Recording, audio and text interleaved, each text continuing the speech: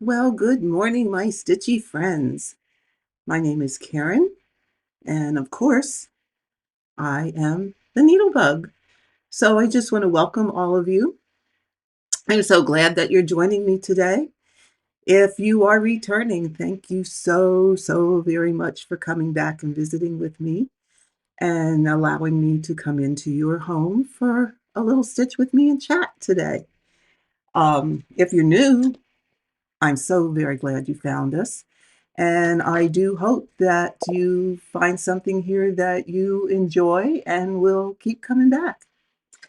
So before I start stitching, I thought, let's clear up a little announcements. So I have to look at my notes here or I'll forget what I wanted to say. I just wanted to remind everybody about the Hardanger sessions that are coming up beginning next week. If you haven't emailed me for the information for the schedule and for the other information in my Dropbox, please feel free to do that. I will show my email address at the end of this video.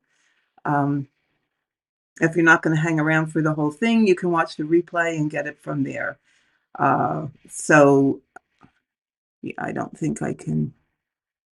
No, I don't have it on this session that I can put it up, but it is KLBUGG@gmail.com.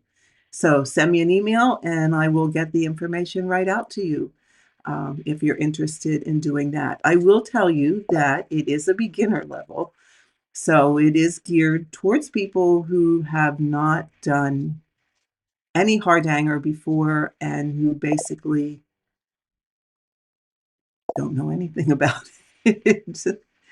So it's going to be very basic, very simple, and we will get through it together. So that's coming up starting next Wednesday. There are 2 sessions on each Wednesday through the middle of February. I can't remember the exact date. It's probably somewhere. It's a total of 6 sessions. So wherever that takes us into February. And they are at 10:30 in the morning will be the first one. And then I will repeat those same instructions at 7 o'clock in the evening. So either one, you will get the same information on any given Wednesday. Okay. Both sessions will be uploaded to YouTube, and one will be marked session 1A, the other will be marked session 1B. And I debated about uploading both of them because the instruction part is the same. However, the sessions will be long enough that there's going to be time for questions and answers.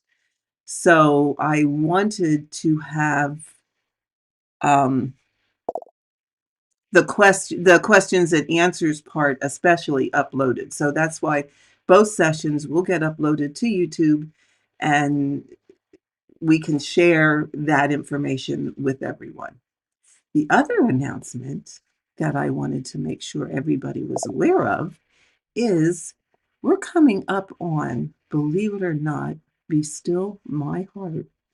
We are coming up on 12,000 subscribers. I don't know what to say. I cannot thank all of you enough.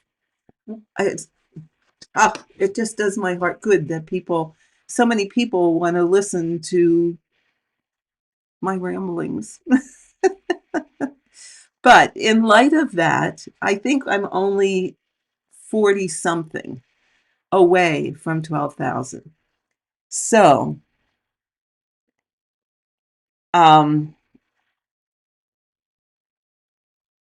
what I'm going to do is give away 3 to 3 people a heaven and earth design of your choice.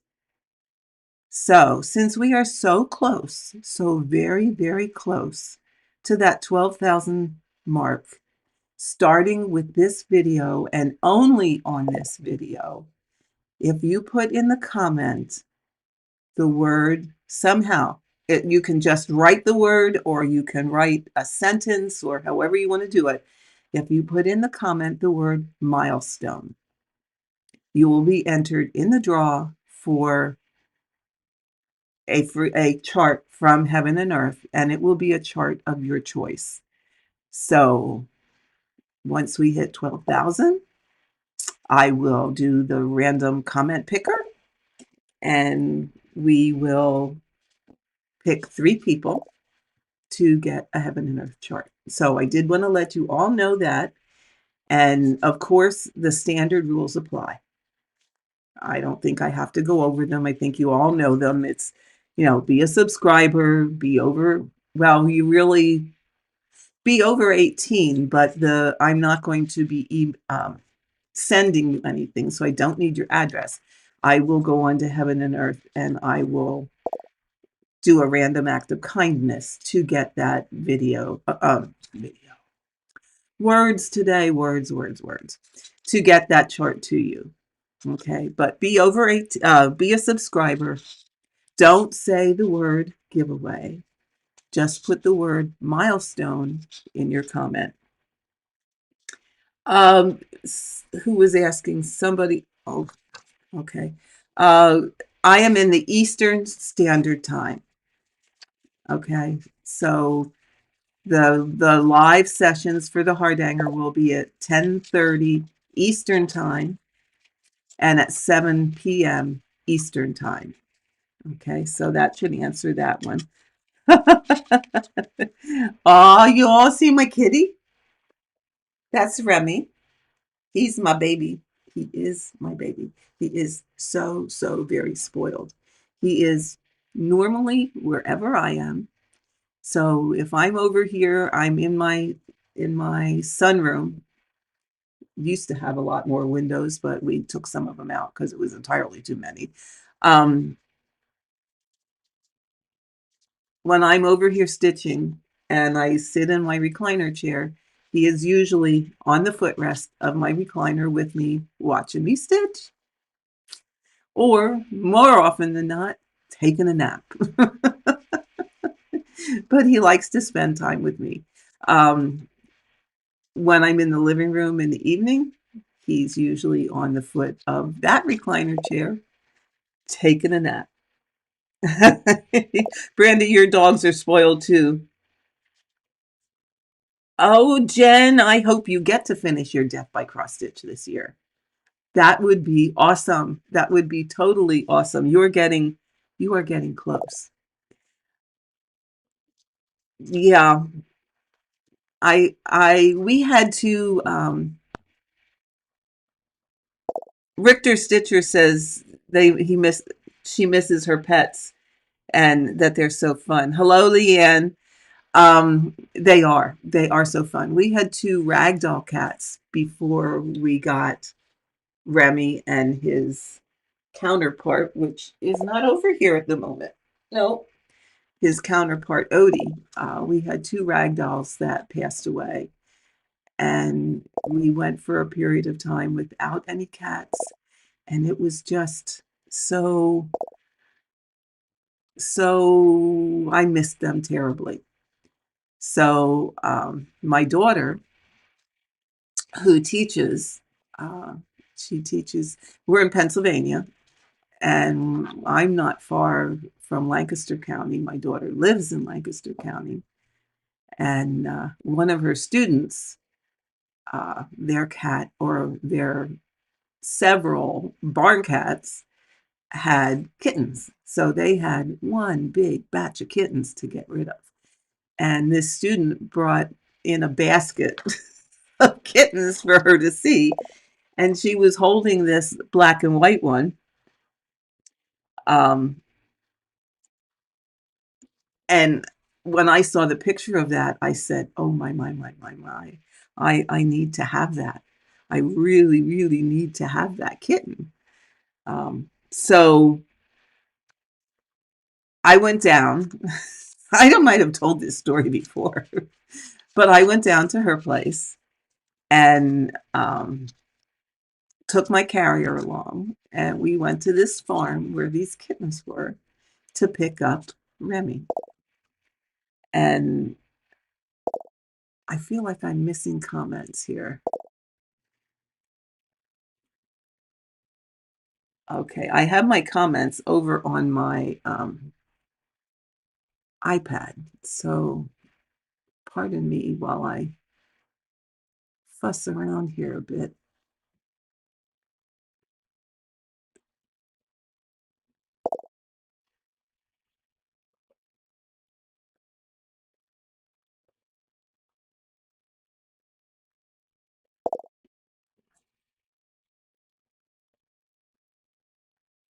Okay, this might not be a good idea. And now it's like, where's my cursor to get them back? Just bear with me here, folks. Okay, let me turn it off.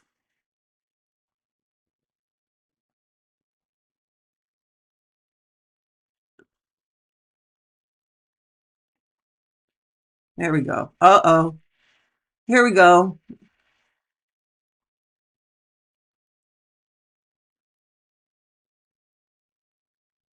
Okay, there you go. All right. That's the only problem with this screen. Sorry about this, guys. My laptop screen is kind of too small sometimes. But anyway,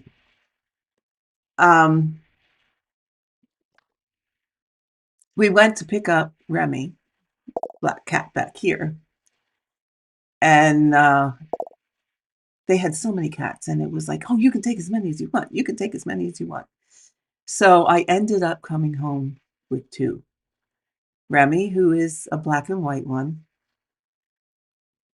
and Odie, who is an orange tabby, who is just another little, no, he's not little, he's huge, but he's another little love button. So when my husband saw that, I said to my grandson, you go in and tell Pawpaw that Nana's home with the kitties, and make sure you say, not cat, but kitties, which he did. And when I took him inside, my husband goes, and what the blank did you come home with two for? But within a day, he was very glad we had two. So that's the story of my cats. So that's, I think, the announcements. So just remember, Hardanger class starts next Wednesday, the 12th, 10:30 a.m. Eastern Time, and 7 o'clock on the same day. Both will be uploaded to YouTube so that people can replay them later. And the reason I decided to do these is because my other Hardanger videos were so popular. However, they were made to go with a class that I was teaching at the time at a needle workshop. So there's probably some things missing. And I really thought that it would be great to do it live so that if people had questions and wanted to know something, I'm right there to answer them for you. So that's the reason. So I hope they go over very well, and hope they're successful. So with that, let's get into some stitching while we chat. So let's switch. Here we go. Here we are. Here we are. Pull my camera back here. There we go. All right. So what do we have to talk about today? Oh, well, I am glad you listened to, is it Richter Stitcher? I'm glad you listened to, and I hope you join us, and I hope that I will have something that will Oh, hello, Nicola. How are you today? I'm so glad that you joined too, and Happy New Year to you as well, and to everybody else. And let's all hope that I'm going to adjust my light here a little bit. Let's all hope that 2022 is kinder to us than the past several years have been. Because they haven't been very kind. Come on, camera, adjust. You think you have all this stuff set up beforehand, and then it gets a little funky. So let's see if we can clear you up here a little bit.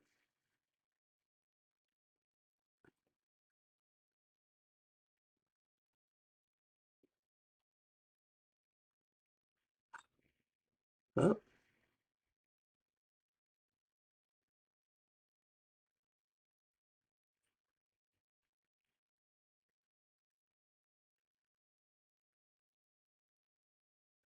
All right. Sorry about, oh, that's worse. Bear with me. Yeah, Brandy, the past 2 years have been the pits. Oh, for heaven's sake. Why is it every time I think I have things the way they should be, something screwy happens? 'Tis a challenge. All right. Let me get this out of the way. Here we go. All right.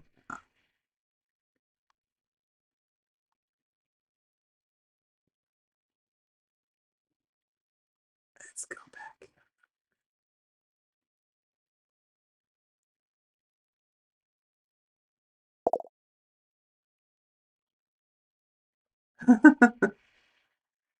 Oh my goodness. I think I'm gonna. Sometimes I wonder, why do I?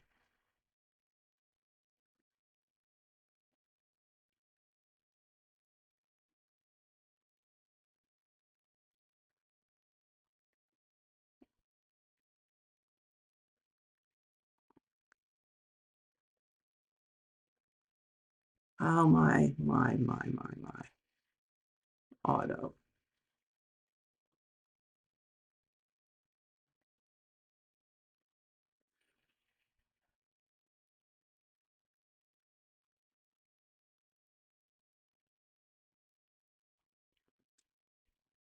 Okay, guys. Please bear with me.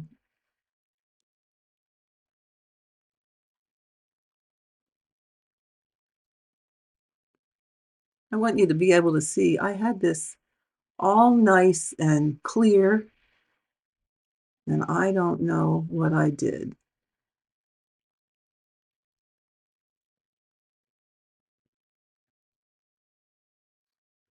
There. Let's try that.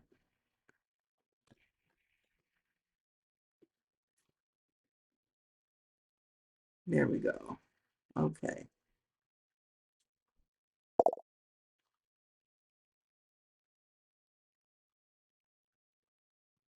There we go. All right. Sorry about that.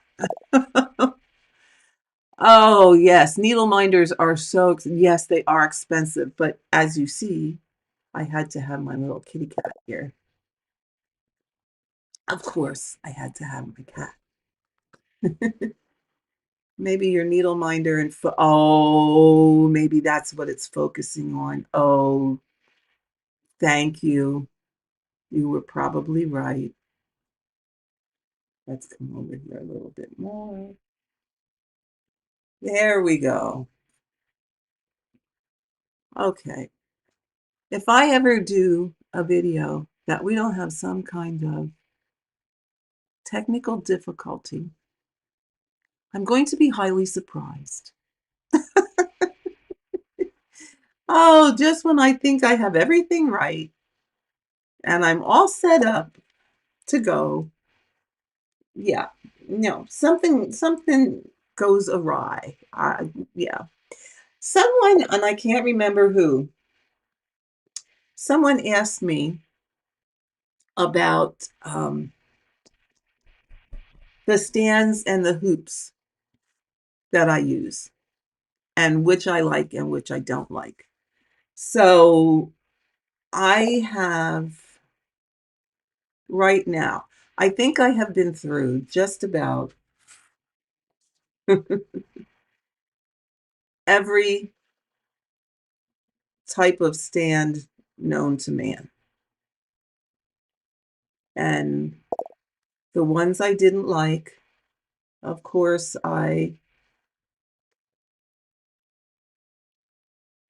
um,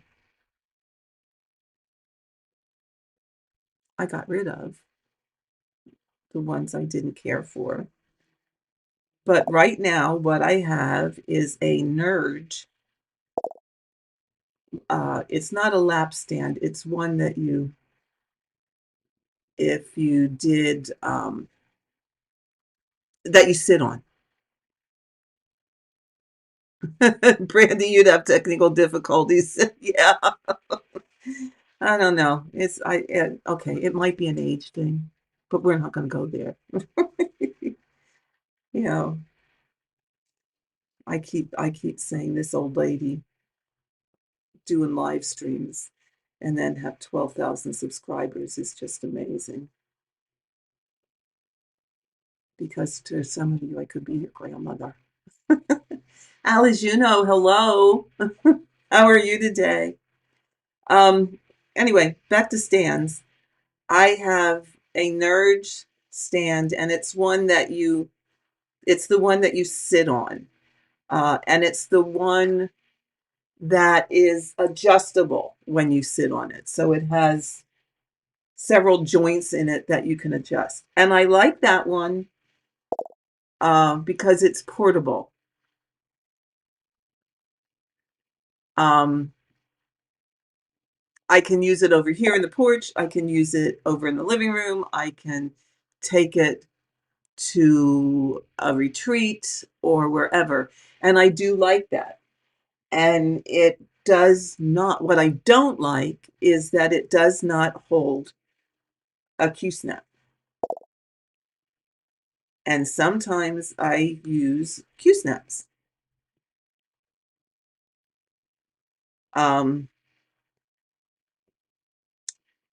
I do have Nurge wooden hoops that I do like very much. And there is a video that I did about how to get your fabric in and get it drum tight.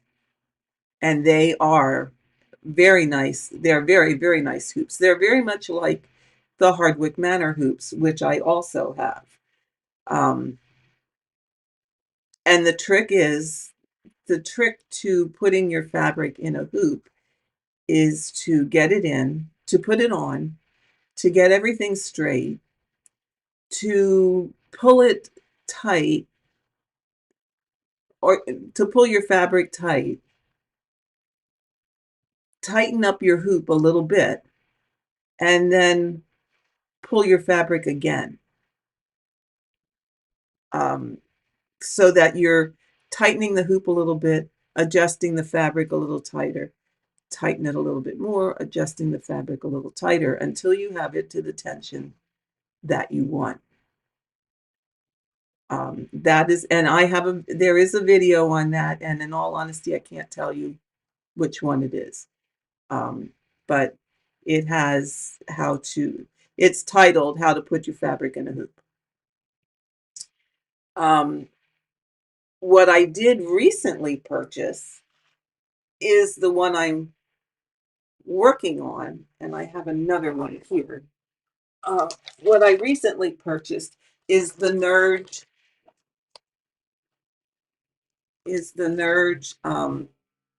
plastic hoop. And this one is a number 3, and it is really rather big. Okay, here, let me switch screens here and give you a better look at it. Okay, here you go. It's this one. And it's square. And I like the fact that it's square because it gives you a better window to work in. Okay. What I like about this is the fact that A, it gives me a better window to work in, and B, it's light. It is not heavy at all. Okay. So I do like that. However, it doesn't work very well with my Nerd stand. And if it is meant to be used with those, I have not figured it out. So I have it on my Lowry at the moment. Yes, I think Nerd is a Russian company, I believe. I honestly can't remember.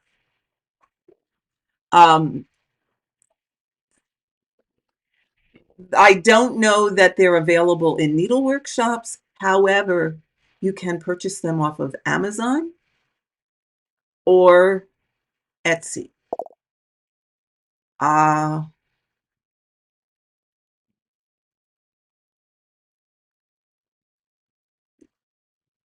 Yeah, Etsy has them, and it's a gal. Her name is Katie, and she's in the United Kingdom, and I can't remember the name of the Etsy shop.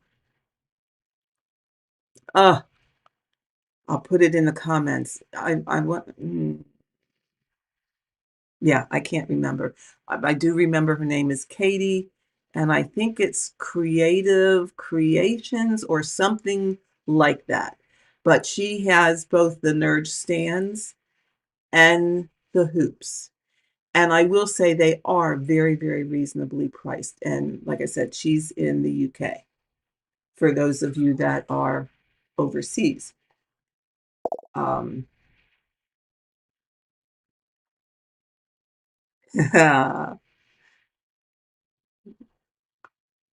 Richter Stitcher. Oh, I am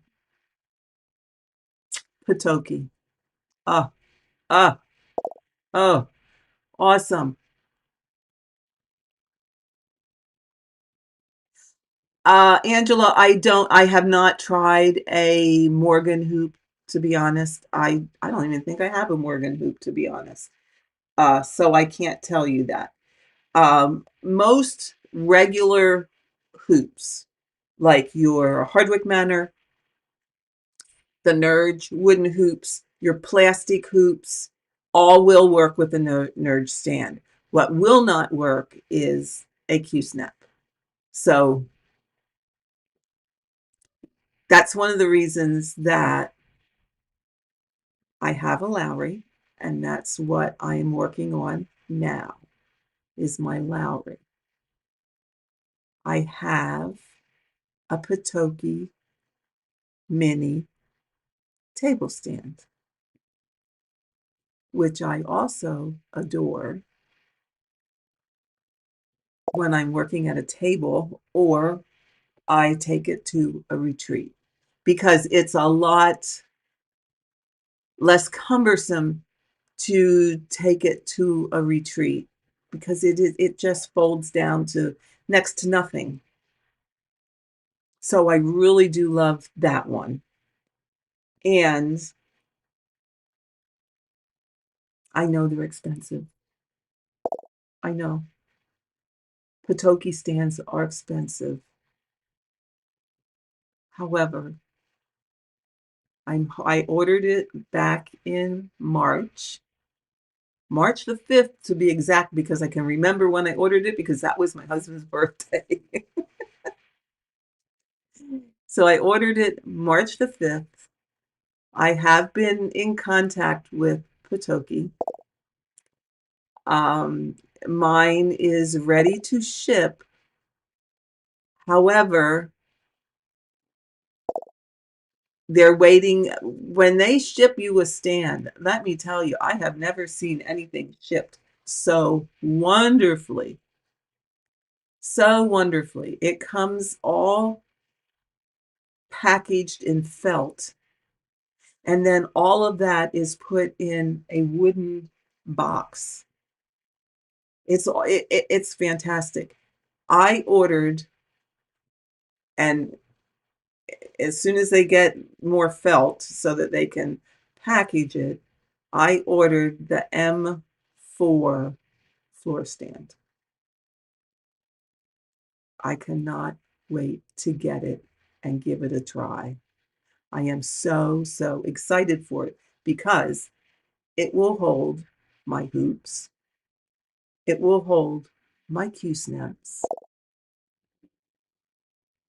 It's I'm just so excited for it. If Go to the Patoki website if you want to see what it looks like. And I got the M4. So it's the one that has the clamp like the mini table stand does.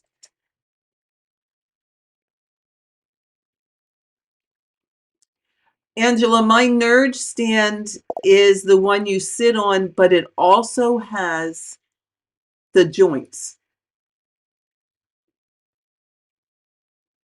So there's a Nerd stand that doesn't have the joints. That's very much like the Hardwick Manor sit-on stand. It's just a post, and then it has the post with your hoop on that fits inside.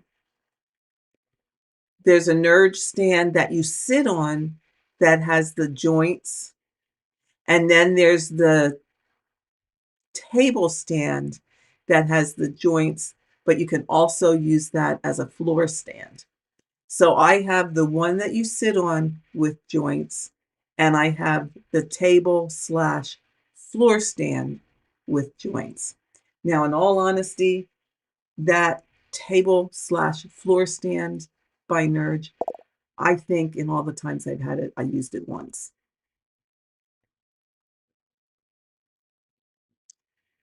So I can't really speak a whole lot to that one because I used it once at a retreat, and it worked out well because I don't do well sitting at a table in a straight back chair for a length of time. So I took one of those, I took a camp chair, those folding camp chairs, and sat in that, which was super comfy. And then I used that table stand on the floor in front of me to stitch, to put my hoop on. I think I was using, it was either well, it had to be a hoop because the Nerd can't take a floor stand. And that worked very well for the duration of that retreat. I was very, very happy with that setup.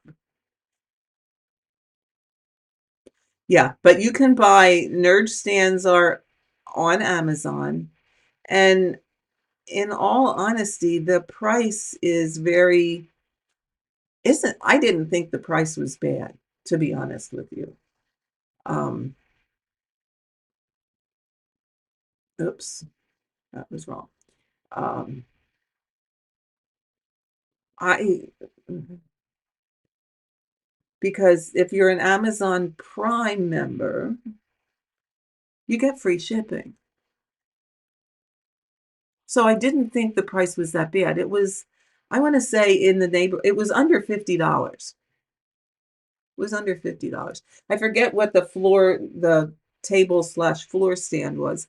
That was a bit more, but even that was, I want to say 79, give or take. These are just ballpark figures because I honestly, it's been several years since I got them, and I honestly don't truly remember the price, but they weren't terrible.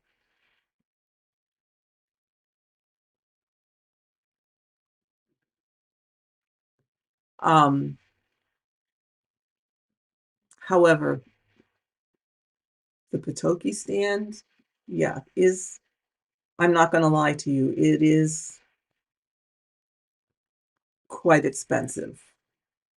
Um, however, and the wait is rather long. I'm not going to lie there either. Um, I will say, though, that they are very prompt to answer emails. All you have to do is email them, and they will keep you updated as to where your stand is in the progress of, in the grand scheme of things, in the queue. Um, they're very happy to do that.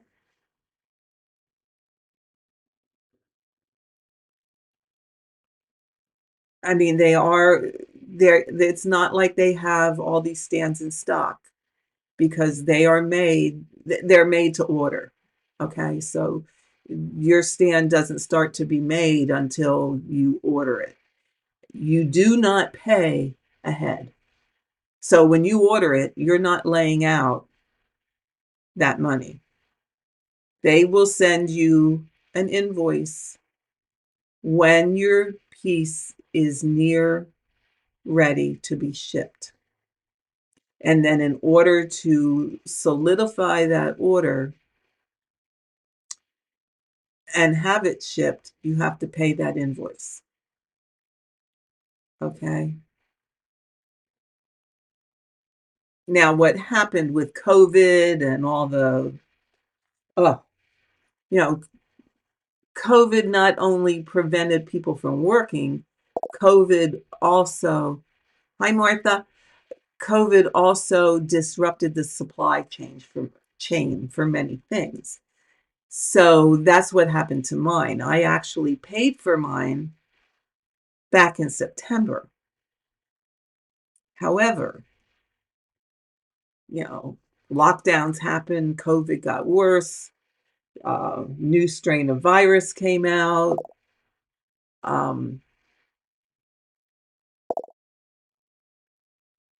Their supply of felt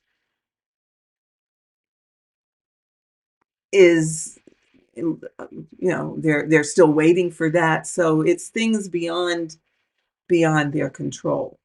However, like I said, if you email, they will update you as to, where it is in the process. What, they told me, okay, we're waiting for felt, and as soon as the felt comes, it will be packed and shipped, and they expect that to be in early January.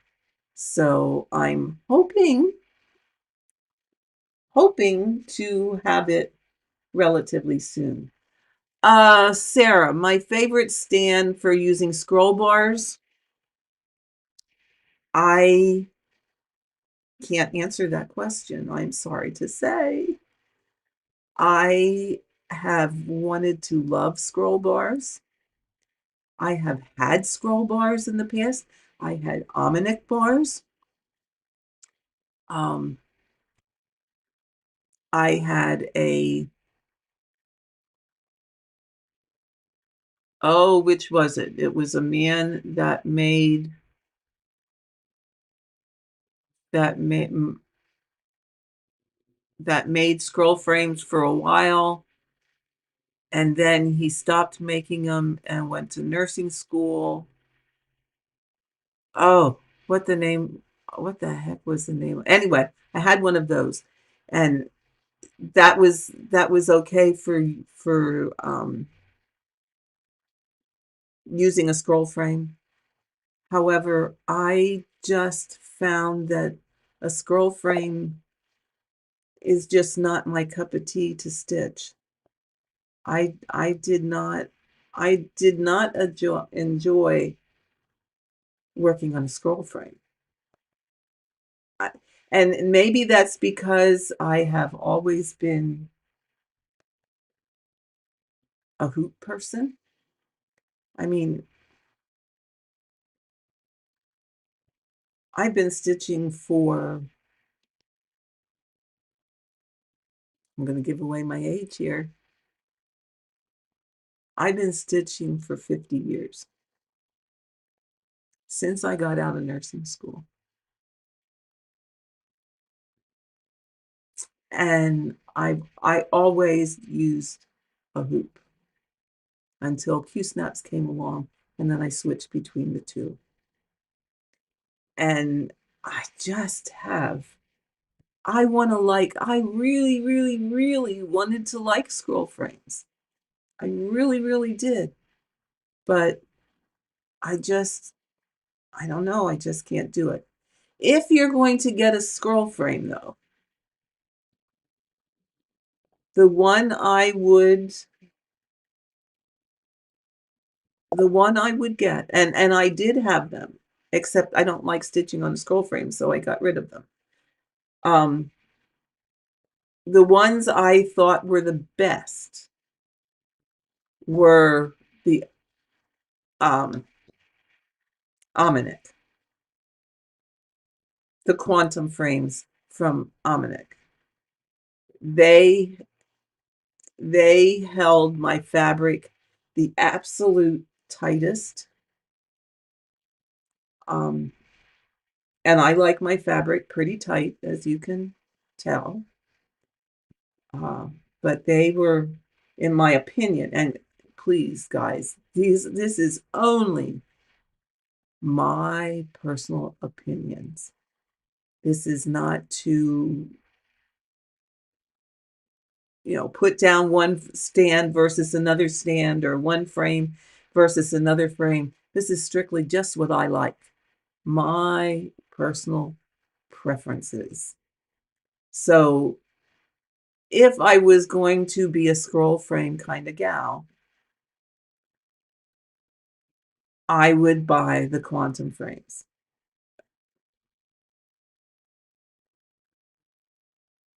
Yes, Teresa, that's a lot of people do that. There is an adapter that you can get for your Lowry stand that will hold the larger frames. And a lot of people like that, and a lot of people use that. The other thing that a friend of mine does is she has two Lowry stands. She has, I think she uses the biggest Almanac frame, like the 110 centimeters, which is like 40, I want to say 42 inches. And then she used a Lowry stand on each end so that she could flip it and what have you. Oh, Martha, thank you. Thank you so much. Oh, you're too kind. And Happy New Year to you also. Yes, 12,000 is right around the corner. Mm. Needed a drink. My mouth gets dry from all my gabbing. Yeah, so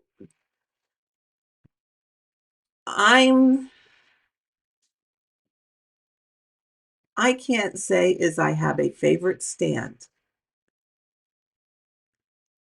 My favorite stand at the time is dependent upon what I'm doing or where I'm stitching, and you know different stands for different scenarios. um, like I said, right now to do the stitch with me's using um, I'm using my Lowry stand because that's the easiest one to get everything, where it should be and keep it where it should be during filming.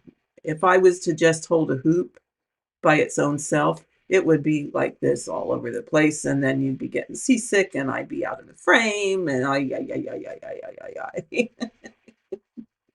we would have a mess upon our hands. So my Lowry helps me keep it where it should be so that everyone can see.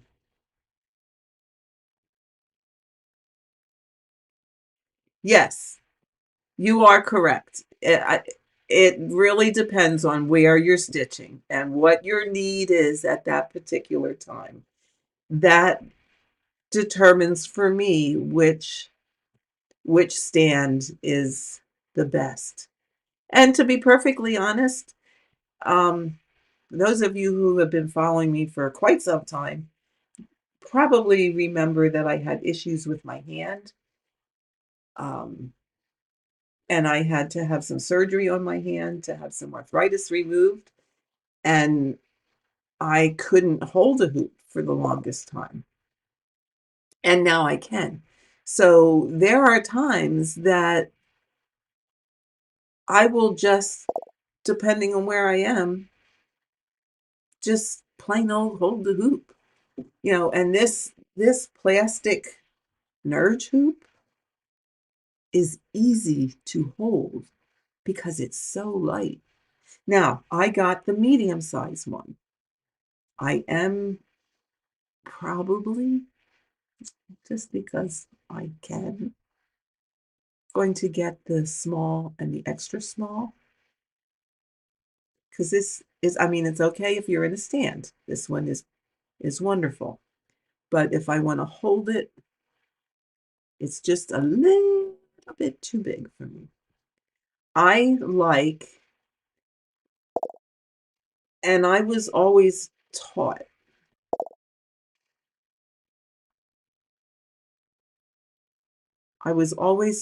that your hoop, and I don't have a plain old hoop near me here, but your hoop should be no bigger than the size of your hand. Because what you want to do is be able to feel the back of your work. So, I mean, it's a little hard to do that with this.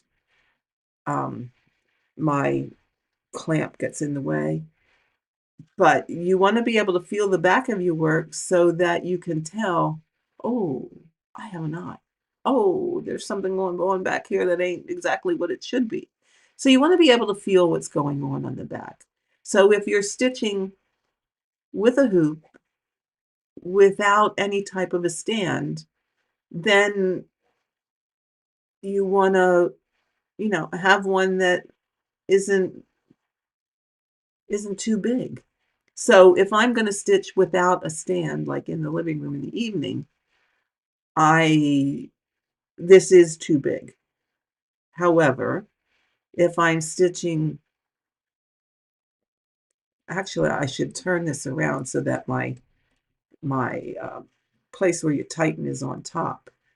Um, then it's easier to stitch two-handed, and I can feel the back and feel what's going on the back. Um, which that reminds me, those of you who are going to attend the sessions on Hardanger, you can, if you want to, use a hoop.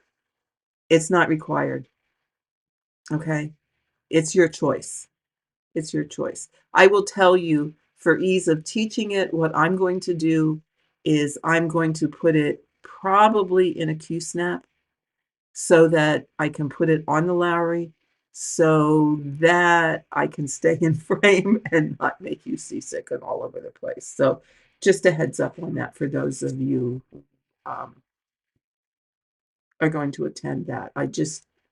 All this talking about hoops, etc., just kind of reminded me of that. So a hoop is optional. Do I stitch in hand? Sometimes. Sometimes I do.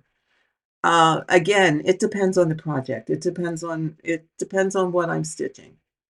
Um, if it's, I have a piece that if I know I'm going to be waiting, like in a doctor's office for an appointment, or um, my husband's a veteran, and there are times I have to go with him to the VA, which is just up the road from us, really. But there's times he needs someone with because he's having a particular test or whatever. then I will take a project with me, and usually my travel project is one of the Ronnie Rose because it's all black, and that's done on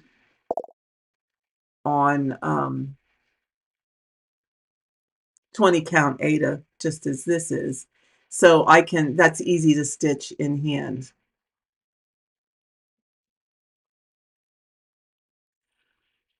Jen, can I share the details of the Nerge, please?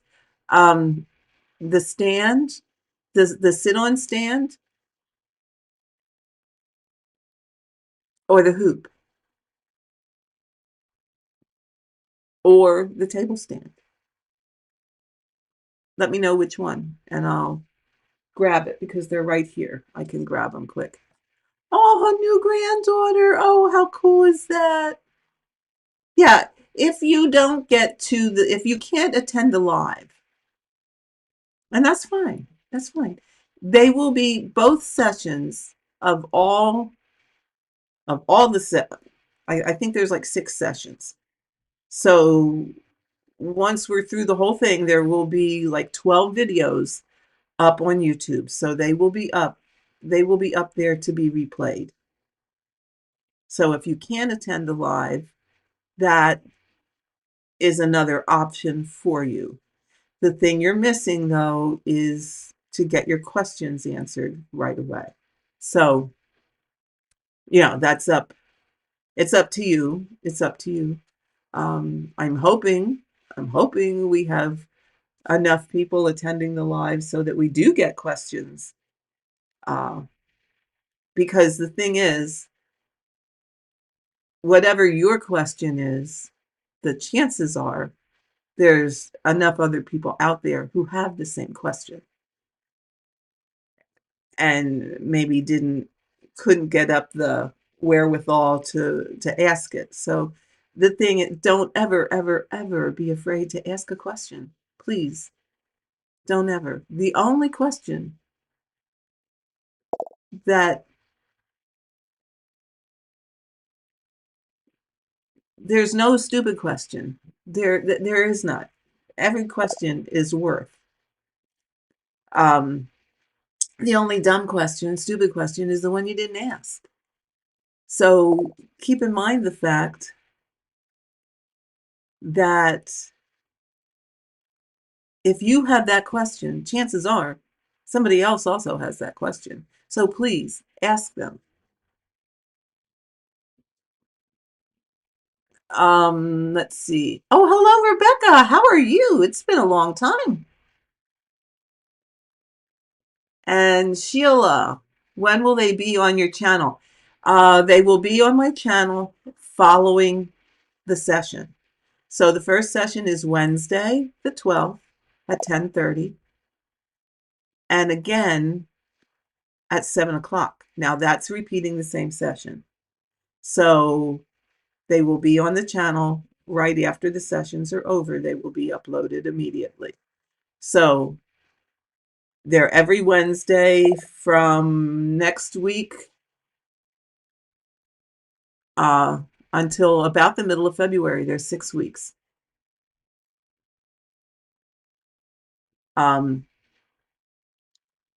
So as soon as the sessions are over, they will be uploaded and available for replay. And the reason I'm uploading every one is because of the questions and answers. Like I said, the questions and answers are going to be different. Hopefully, it will probably be different on each video. They may be the same. They may be different. Jen, you want to see the table stand? Okay, let me get it. I can do that. But like I said, don't ever hesitate to ask me a question. There is no stupid question. All questions are valid. A question that is important to you is important to have an answer. If I don't know the answer, I will make every attempt to find out that answer. Because like I said, I always say this, I am not a professional. I am just a stitcher like every one of you. Yes, I have been stitching a long time, and I have learned things along the way, and I have tried many things along the way. But I'm a stitcher just like you are. And a lot of the things I am self-taught. So I am not a professional, but I will gladly share what I know. And if I don't, I will attempt to find that answer for you.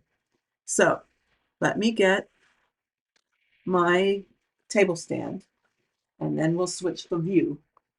Oh,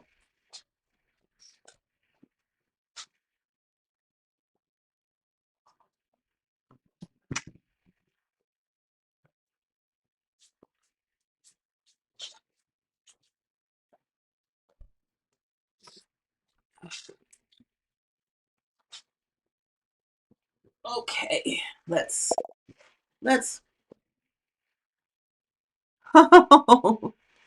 Well, thank you for joining us, Richter Stitcher. I am so glad, and I'm glad you enjoyed it. And if you're not subscribed, please subscribe and put your comment on this video so you can be entered for the giveaway when we get to 12,000. But thanks for dropping in, and I'm so very glad that you were here. It's been fun, and enjoy those grandbabies. Okay, let's get some stuff out of the way here so that we can show you the table stand. Okay, so let's get this camera out of the way. Ah, so many things, so many things. All right, this is, here we go. This is the table floor model, okay? So I used it on the floor. So let me get you, okay, let me get some things out of the way here so I can see what's in frame and what isn't. Okay, let me get my camera down a little bit here. Aha! There we go. Hopefully you can all see this. There we go. So it will sit on your table like this. I need a bigger table to set up my stuff on. Okay, so it sits on your table. Let me do it this way. Okay, and as you see, they're joints. They have knobs.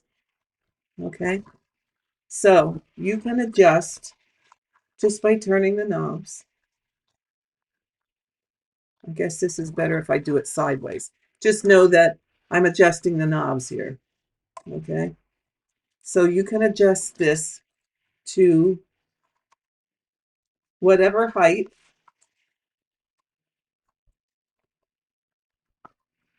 Okay, now we better go up with the camera. Oh my goodness, guys. Okay, so I mean, you can make this whatever you want it to be. Okay, so you adjust this to the angles that you want it at.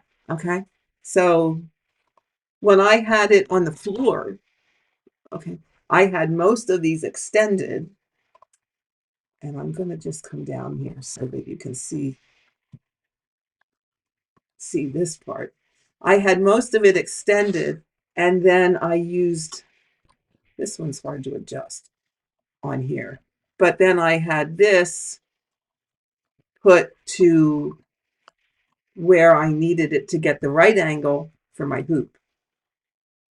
Okay, now the way,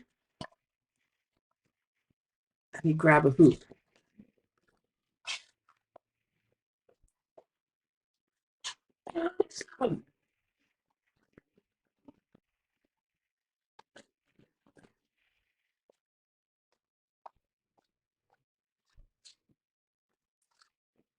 Okay, the way the hoop goes in, this way it does. I like the thicker hoop.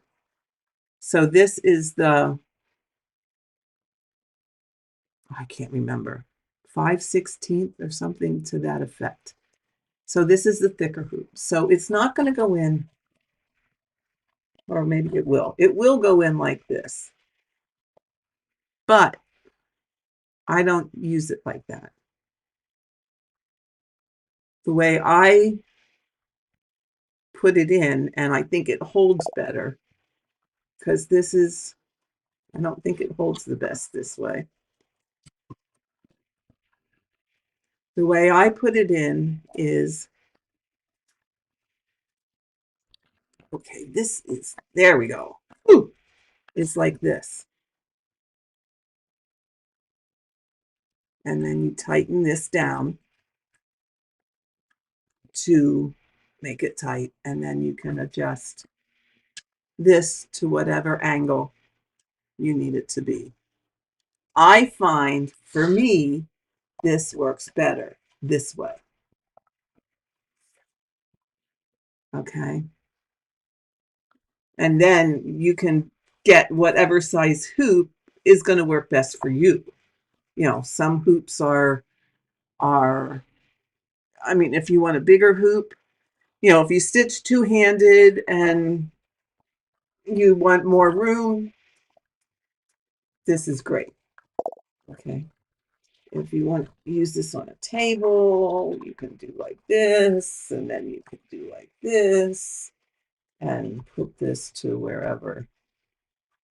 Yeah, you have to play with the angles to get what you want to stitch, and be aware that how you adjust these is going to affect your hand that works on the back. Okay, so if you have, depending on how you have this, you might always be hitting this when you're pulling the floss through. So you have to play with the angle. Anna, no, this does not work with a Q-snap. And in all honesty, that is the reason that I'm ordering a Patoki stand. I ordered, gosh, I hope it comes soon. I'm so excited for it. I can't wait. I ordered the M. If you go on the Patoki.com, Patoky.com, I ordered the M4 floor stand. Now, I am not sure. I will say this, and I should have said this earlier. I'm not sure if they are going to manufacture them or if they have put them on hold for a while. One of the messages I got said they were going to stop making them for a while because they had so many orders, and they were backed up with orders on their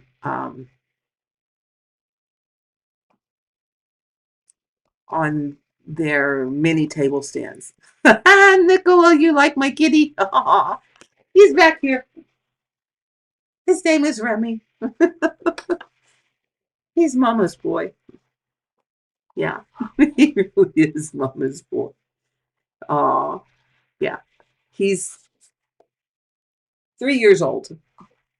And if I'm sitting in my recliner, he's usually in my recliner with me. If not, he's on the windowsill. Yeah. Gotta love him. So Anna, no, it won't hold Q snaps. And like I said, that's why I'm ordering the Patoki stand, because that will, the one that I ordered, which is, I don't know if any of you watch Luda Stitching with, I think it's Stitching with Luda. She has one, and she did a demo on it.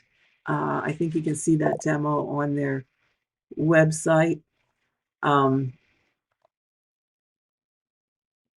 It's the same one that she has. So it has the clamp on it like the mini table stand. It has the same kind of clamp. So that will use Q-snaps or hoops. They do have another version, M5, which has the arms on it that you can use for scroll frames. Not being a scroll frame kind of girl, that one was not for me. Like I said, I wanted to like scroll frames. I really wanted to like them. I tried. I tried time and time again, and I just can't do it.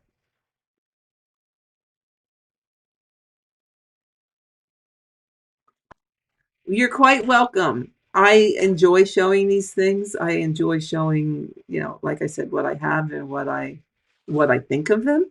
And again, it's just my personal opinion.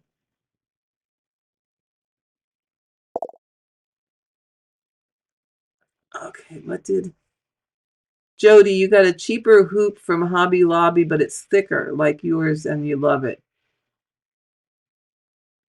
It's amazing that a little thicker hoop. Yes, absolutely. A little thicker hoop holds your fabric tighter because, think about it, because there's more surface tension. There's more surface that's grabbing your fabric to hold it tighter. And it doesn't loosen up as bad.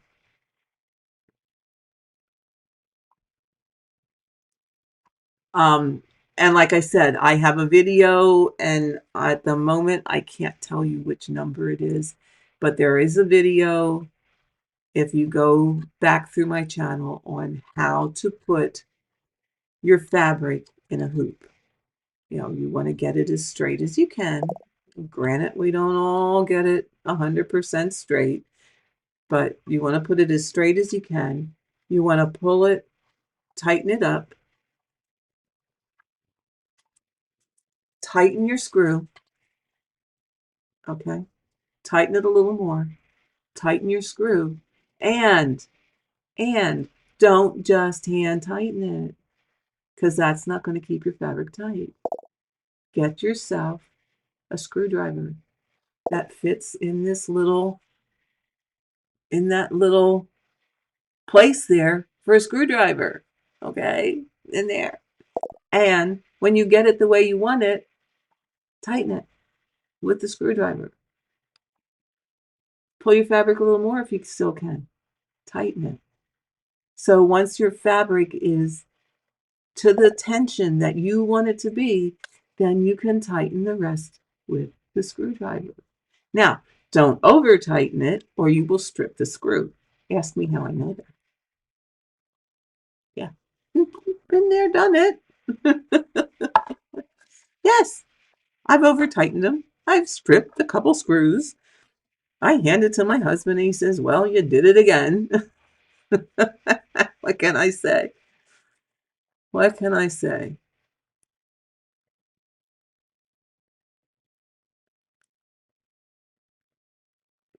Yes, Anna, the Patokis are expensive.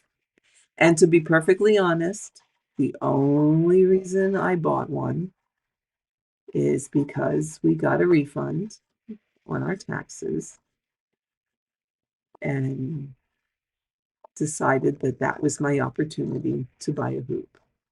If it wouldn't have been for that, I still would have saved up until I could have afforded one to get it because I am so looking forward to getting it. They are such well-made hoops. They are such wonderful. It's a piece of furniture. It really is a piece of furniture. So, yeah. And I'm going to say they are worth the price. They are absolutely worth the price.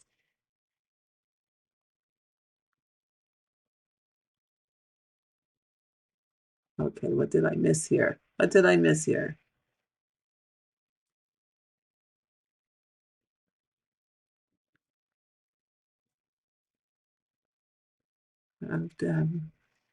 Tension hoops.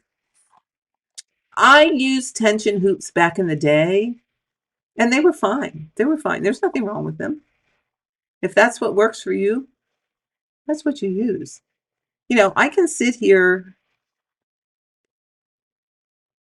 and give you my opinion on all kinds of stuff.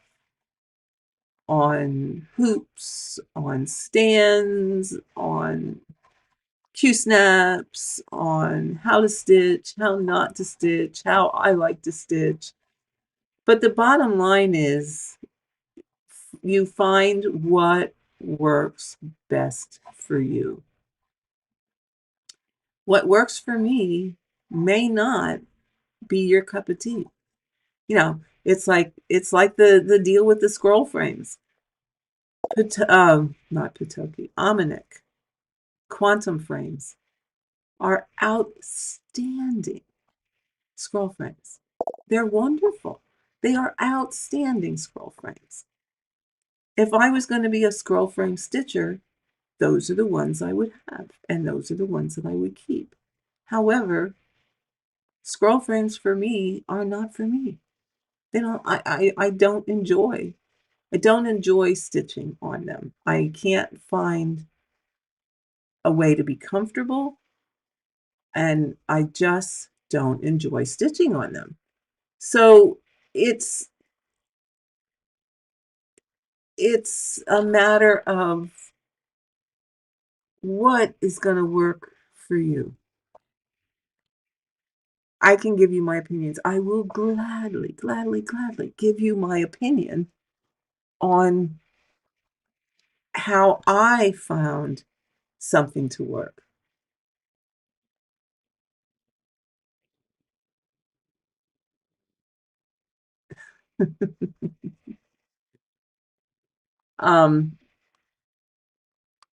But it may not be that way for you. Right there, Stitcher, you're still here. I thought you were leaving. I'm glad you're sticking around. Angela, you have an elan, and you are correct. That holds a Q-snap. Absolutely holds a Q-snap. And you can't find a good position for your chair. I agree. I had an elan. I had an elan stand, and I could not find a good position to use it in. Plus, I found that my Q-snap went in the clamp, and that was fine. However, it would tend to lean. It wouldn't tend to stay where I had put it. So that for me got a little frustrating. So again, it was a stand that I had. It was a stand that I used for a while. And it was a stand that I eventually got rid of. It's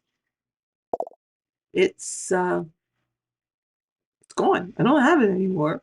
Like I said, the ones that I have are the two Nerge stands, my Lowry stand, my Patoki Mini, and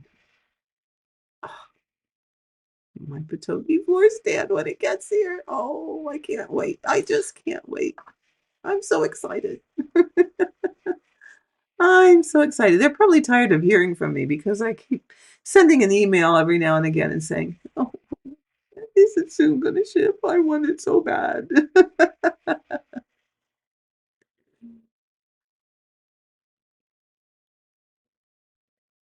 Yeah, I agree. I wanted to use scroll frames for those very large projects. You know, like my stockings, like my Stitcher's Retreat. I did my Stitcher's Retreat. Yeah, it was on a scroll frame for a while. I tried it. I didn't like it. I went back to hoops. It was on a hoop. It was on a hoop on the Nerd stand. You know what? Sometimes you just can't teach an old dog new tricks. Sometimes it is what it is, you know? And like I said, you got to find what works for you. You know,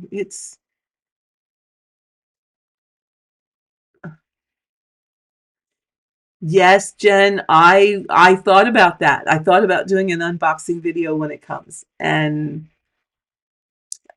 I think I will. I think I will. I will. If I can contain myself long enough to set up all the stuff to be able to record that video. Yes, then I will do an unboxing.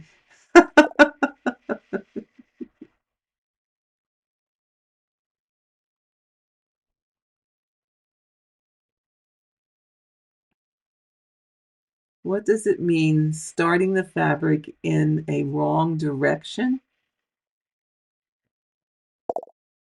I'm not sure, Anna, I'm not exactly sure.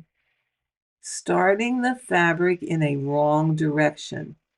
What comes to mind, I'm not exactly sure what you mean, but what comes to mind is if you have, if you are going to stitch a piece that is wider than it is long, starting it in the wrong direction could mean that if it's wider, your fabric needs to be wider than it is long.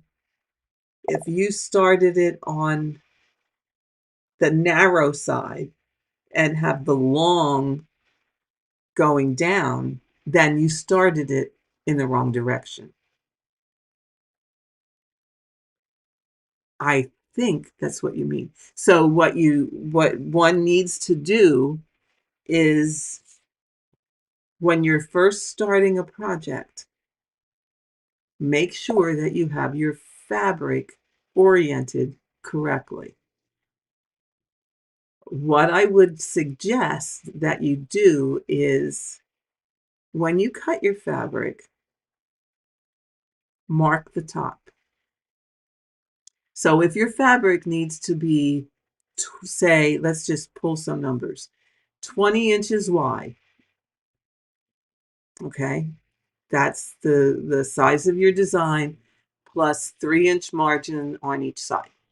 So say it's your fabric is 20 inches wide by 25 inches long.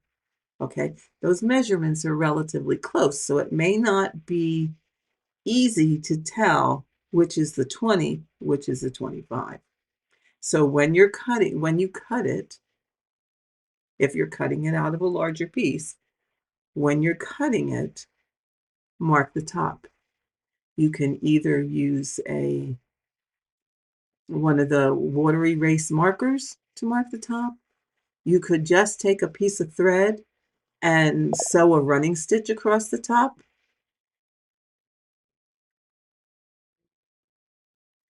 You think starting on the wrong direction on the fibers.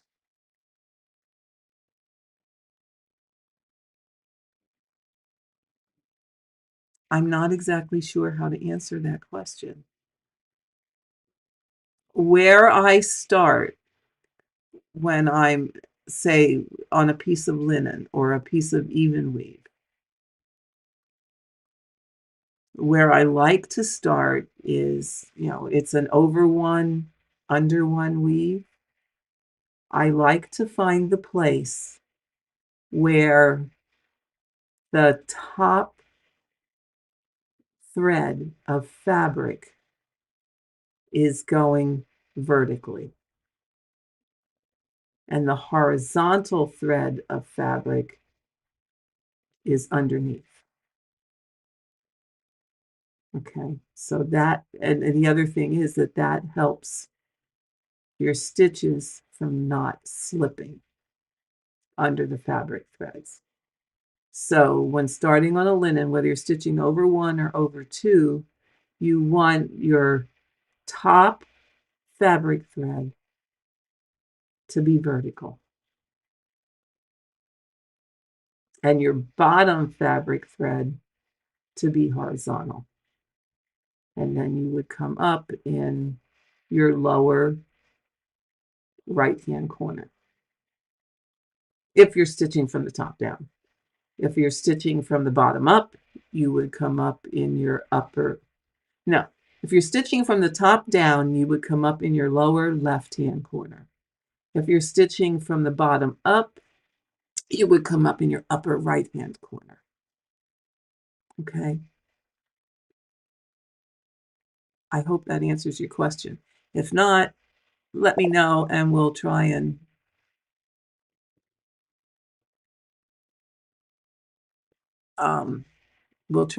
get you an answer. But I think that's what you mean. Okay, let me go back through the comments. I think I missed some. I hope you will do a live video once you get that. Yes, I will do a live video, Rebecca, once I get that stand. And yes, we'll do a live when I use it. How about that? Will that work?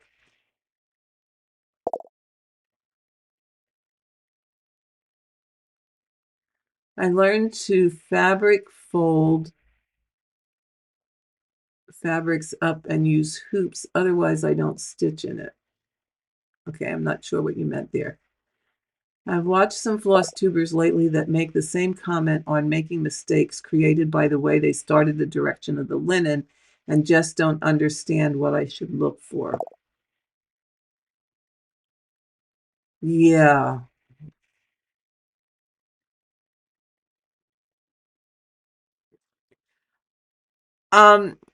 Anna, if you message me, and you can message me on YouTube, put in the comment a video that shows that, and I will watch it and see if I can figure out what they're talking about and then get back to you on that. Okay? So when this video goes up, put a comment in and let me know a video that you watched, like who the floss tuber was and the name of their video, and then I will go watch it and try and figure out what they mean so that I can explain it better to you. Okay? So I hope that helps. Floss storage for me is the same way, always trying to find the best thing. Isn't that the truth, Angela? I can't tell you how many times I've changed how I store my floss. I can't tell you. It's too many. And I still am always experimenting.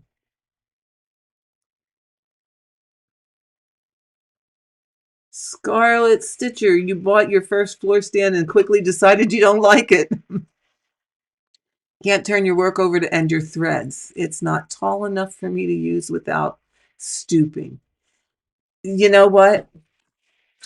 I have to say, that is the one reason I went with a Patoki stand as opposed to staying totally with the Nerge. The Nerge, you can get to the back. I'm not going to say that you can't, because you can. However, to get to the back, let me show you. All right, let me put my hoop back in. Okay, so you're stitching away like this. Da, da, da, da, da, da. Stitch, stitch, stitch. Now, I want to end a thread. It's on the back. But see, I don't want to get to the back. You have to go flip it up. Well, that's all the further it goes. So you have to go down to this joint, loosen it to get to the back, and then it goes away from you. Okay? You can do it. You can do it. But it's out here and you may have trouble seeing it. This is the one thing, only one thing that I did not like about the Patoki. You can get to the back,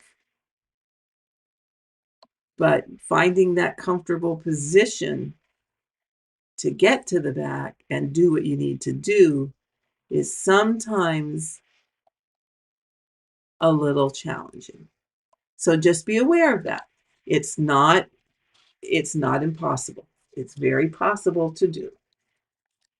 However, it can be a bit of a challenge. So just be aware of that. Other than that, I found it to be a fabulous stand.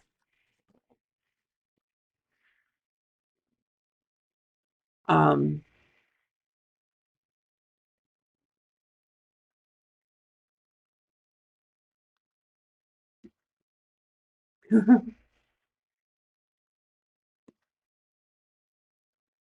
yeah, I like the way the Patoki flips because you're working here, and instead of having to flip up, you just flip over like this,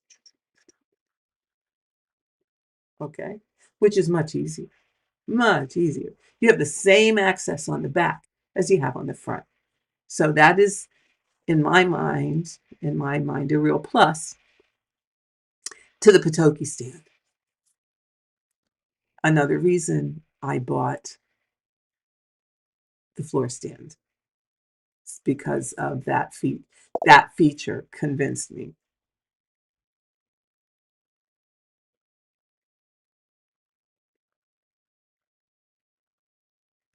Oh, okay. You got the daylight. Maybe my second video should be things I use.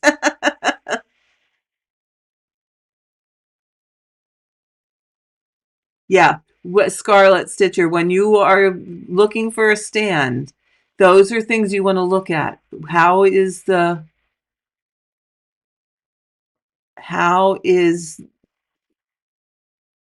how's the ability to get to the back of your work and do what you need to do? I think, and that's a very, very important feature. It truly is. Um, it's all about comfort. You want to be comfortable when you're stitching. So you want to be sitting in a space or a place that's comfortable, because you may be stitching for long periods of time. So if you're not comfortable, that makes your stitching less enjoyable. If you have to struggle to do what you need to do or what you want to do, as in flipping to the back of your work, that makes your stitching time not enjoyable. There are ways to end your threads on the front of your work. So that is another option for people, is to learn those ways of, how do I end my threads on the front?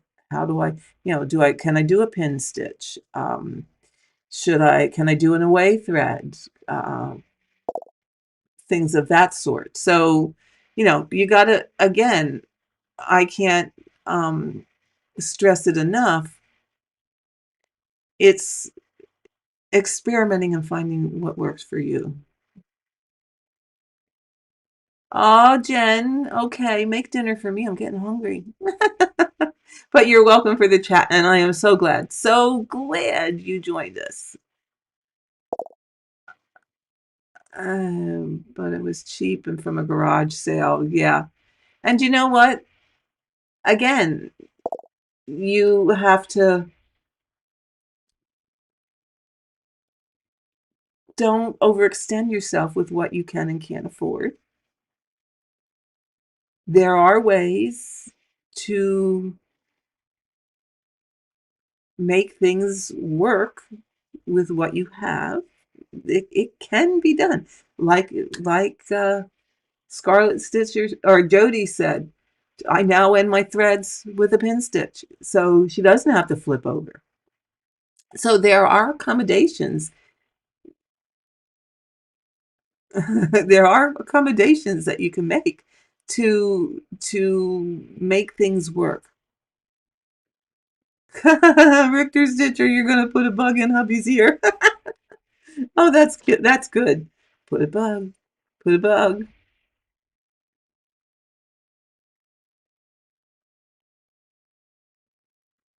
Yeah, Martina. I don't flip my work over all that often. Um, I end as much as I can on the front without having to flip my work over.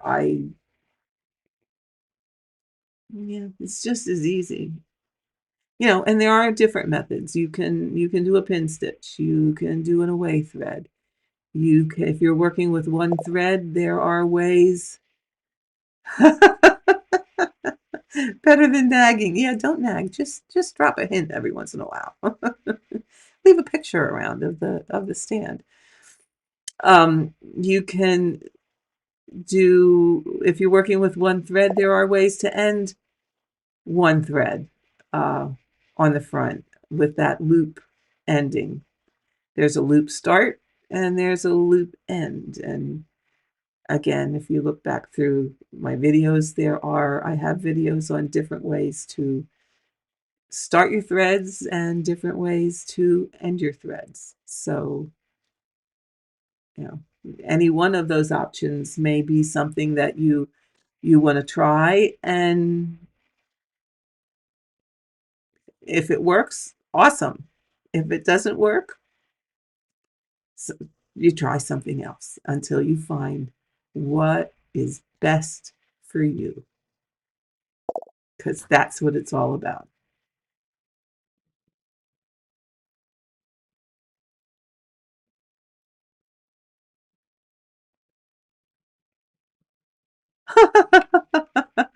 Oh, Scarlet Stitcher, you have. I love it. It's like Annie's Keepers on crack. Ah, that's awesome. But that works. Hey, if that works, you go for it. You go for it. Again, it's a question of let's find what works best for you. I like the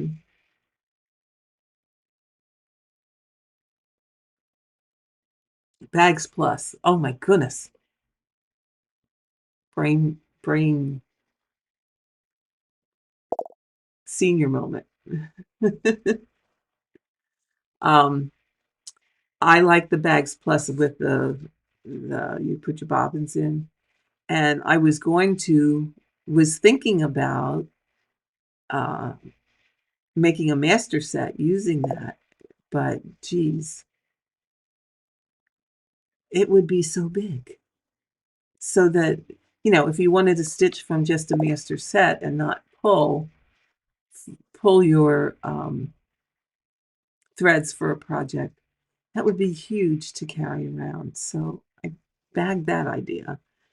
Um, right now, I just have the threads pulled for both Christmas stockings that I want to get done. Oh, Richter Stitcher, now is this for real this time? Are you really leaving me? And you are more than welcome. But come back. Please come back again. I so enjoy all of you being here. It's so much fun. Learned a lot learned a lot of your videos with loop starts. Well, good. Martina, I'm glad.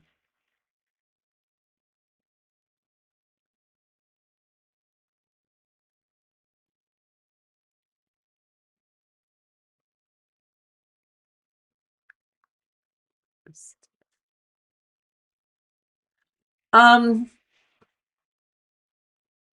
your fabric, Anna, your fabric is Weeks Dye Works Tin Roof. I Again, I don't advocate one kind of fabric over another. Again, my opinion only. My opinion only is I find Weeks Dye Works fabric to be a little bit too flimsy and a little bit too gauzy for my taste. And it's hard to get a good tension in your Q-snaps with it. Now, one thing you can do, and what I did, let me grab one.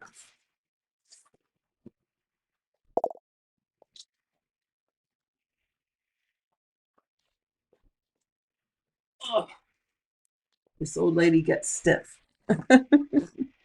One thing you can do, and what I did in order to help tighten my fabric, is I took a piece of muslin and I folded it in half, but inside I put a thin piece of quilt batting. Okay. And then like I said, I folded it in half and I sewed it, zigzagged it on 3 sides. So that when I put the fabric in my Q-snap, I put in the fabric, I lay this on top of the fabric, and then I put the snap on. And by doing that, I can get it a bit tighter. Plus, it also protects my fabric because I'll tell you what, the reason I did this is before I was using something between the snap and the Q-snap itself, I couldn't get the snap off. And I had to attempt to slide it off as opposed to pull it off. And when I did that, I put this monster hole in my fabric. And it was quite upsetting. So now, by putting this in between the fabric and the snap, A, it lets you hold it, it lets you get it a bit tighter. But B, when you want to take that snap part off, I just get a hold of the edge of this and pull, and I can pull it right off. So I don't have to do any sliding.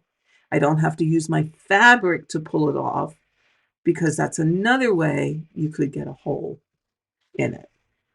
So all this is a piece of muslin with, it's one of those low loft quilt battings. My mother was a quilter, and after she passed away, I kept some of her things, and that was one thing I kept.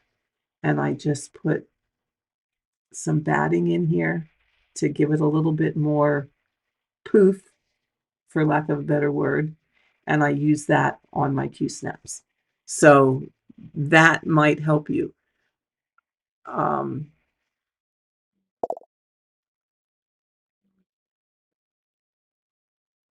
Yeah, putting a hole. Yeah, it was a little upsetting. Yeah, weak style. Now, having said that about weeks and it being gauzy and a little flimsier than what I prefer, there are people that love Weeks Dye Works, and that's awesome. I think, if I'm remembering correctly, that is the company that has now switched their base fabric to a Zweigart fabric, as opposed to whatever it was they were using before. So if they have switched it to a Zweigart fabric, that should improve things. My personal choice for fabrics is Zweigart fabrics. Joyce! Hi, Joyce. How are you? Happy New Year to you, too. Yes, Teresa, you can also use pieces of felt. And you can make, yeah, and you can make them different sizes to fit whatever size Q-snap you're using. So this just happens to fit the size that I prefer. Again, I don't like my hoops too big. I don't like my Q-snaps too big. I like to be able to feel the back. And if it's too big, I can't feel the back. Unless, of course, I have it in some sort of a stand that allows me to do that. Like I said, I need to flip the clamp around. Oh, Joyce, I'm glad you're doing fine. Your needle is on turbo speed with Rainy Waterloo Place, I see. But it looks fabulous. It looks fabulous. And I did read your comment, by the way, about the, is it 647? About that floss color? You have to let us know what was it Charting Creations, what they said about it when you get a response. If you, no, I'm sure you'll get a response, but you have to let us know. So let's see. How long are we on here? Holy smokes, almost 2 hours. I did want to talk about one more thing, because in the group Joyce and I are in on Survival of the Stitchiest, Ellen was asking about needles, and her needle was discoloring, which that's usually a product of the acids in your skin cause the needle to tarnish.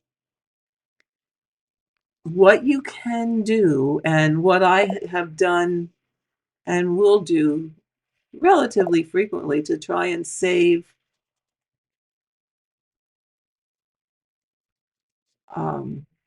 from having to change needles so often, is my pincushion here is filled with black emery. And emery is an abrasive that, should you stick your, now this is one of my, this is my snag nabbit. Oops, there we go. My snag nabbit, but I'll use that to demonstrate. If you put your needle in and go like this, just keep jabbing it in and out and in and out, in and out, in and out.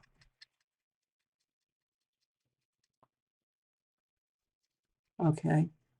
What it will do is help remove some of that tarnish. I'm shaking the table. And polish it up. I don't know if you can see a difference, but it seems to be, oops, wrong way. It's hard to see a difference, but see, it's shiny now. So that will save you from maybe having to switch needles so often. It also may sharpen the point a little bit. And I know we want dull points when we're doing counter cross stitch, but it may just give you a little more sharpness on the point. So, Ellen, if you're watching this, that's what you do.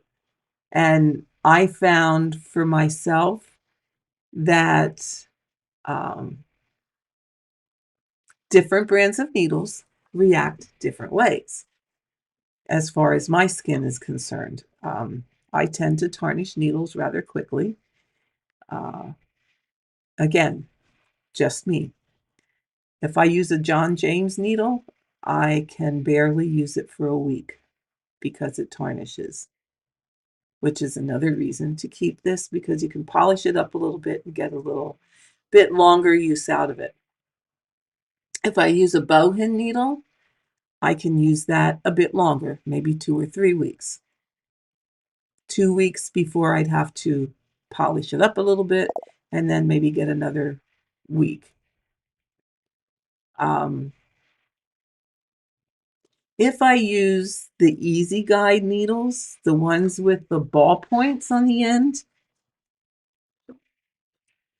my understanding, and I could be wrong, but when they first came out and I got them off of Etsy, my understanding was they are made of stainless steel, as opposed to another metal that is coated.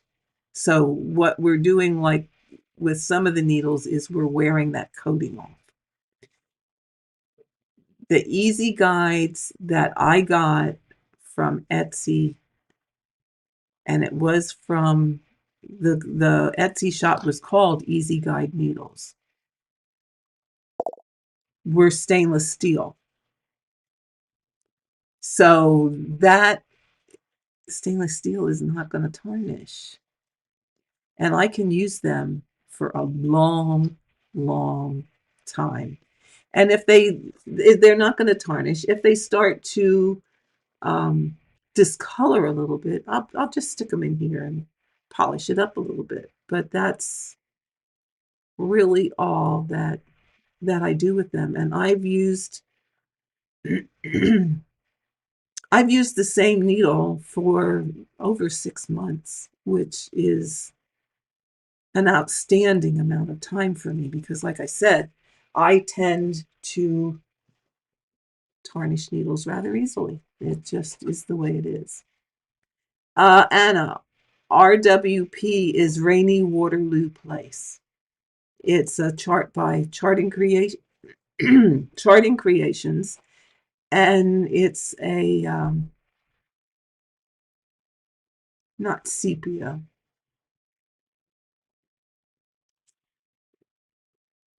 What do you call it? I can't remember what you call that. It's like sepia, but it's in grays. Okay, a very, very pretty design. The other person that I know that's stitching it is Stitching Jewels, and she has a YouTube channel. In fact, I think she just showed it recently. Anna, transparent nail polish. I don't know that I would do that on a tapestry needle. I would hesitate to do that. I don't know what that would do to the abilities of it going through your fabric and all of that stuff. So I would hesitate. But as I said, try it. If you want to try it, go for it and let us know. Let us know how that works. It may be an option. I've never done it, but it may work.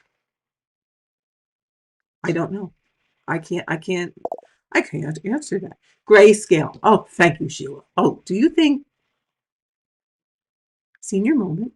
Senior moment. Sometimes the words just aren't there. I can see it. I know what it is, but I can't find the word.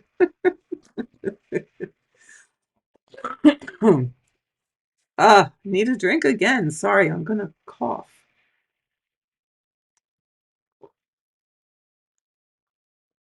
Mm. All the getting hoarse.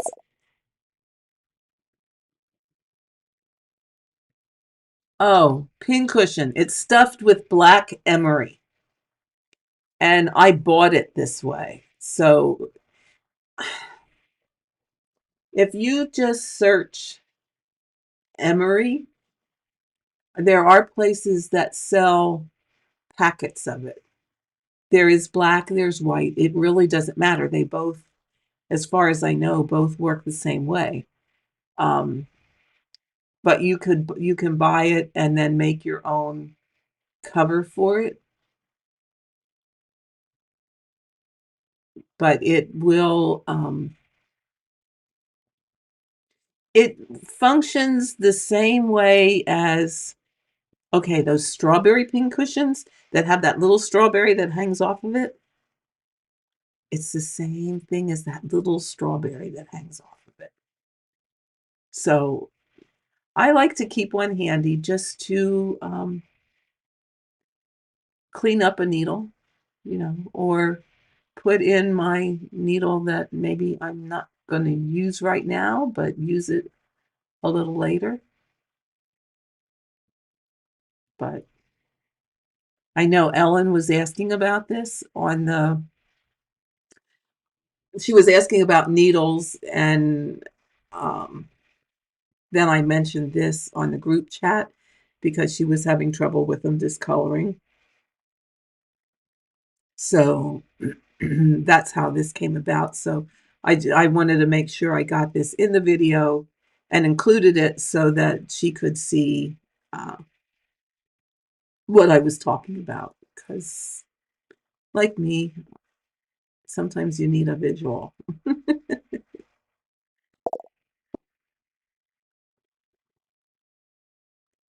So, with that, my friends, I think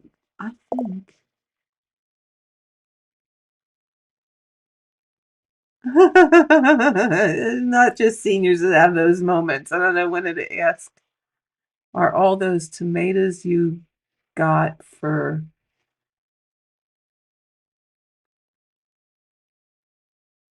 what did they ask? Are all those tomatoes you get for twin cushions made with emery?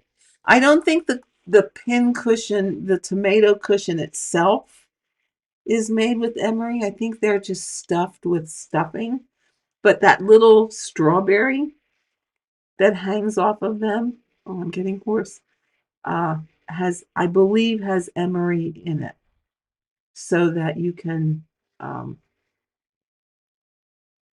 yeah, you can do the same thing as this pincushion. Okay. So with that, my friends, I do believe I'm going to call it a day. I'm getting hoarse from talking.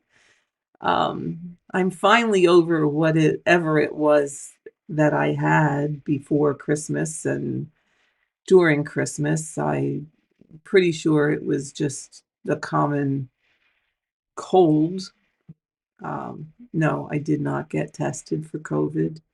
I didn't feel that I had enough symptoms that warranted it to be tested. I think it was just a head cold and some bronchitis, and things are all better. Um, so we're getting New Year back into videoing, doing our Hardanger sessions. So again, before I go, just a reminder, they start on Wednesday at 10:30 a.m. If you can join, please join. I will put up my end screen that has my email if you would like to drop me an email about it, and I will send you the info and the links to the Dropbox that has the information in it. We will gladly do that. And don't forget, 12,000 subscribers is just around the corner. So make a comment on this video with the word milestone, and the word milestone will get you entered into a random draw for a heaven and earth chart of your choice. I will be giving away 3, and I will add, if 12,000 happens when there's a heaven and earth sale, there may be a few more. So make a comment, subscribe, tick the bell so that you know when I post another video or when I go live. I'm thinking 10:30 a.m. Eastern Standard Time.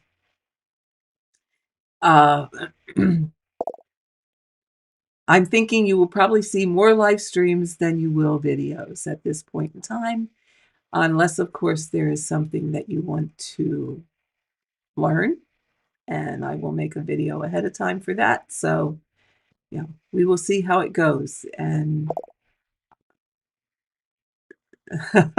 thank you. Thank you. I'm happy for my milestone too.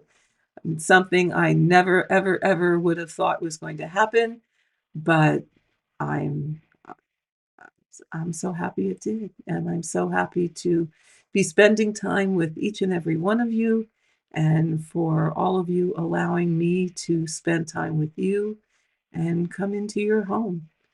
Um, so, with that, I am going to wish you all a very, very happy and healthy New Year, and happy stitching. Find your joy, and I will see you next time. Bye-bye.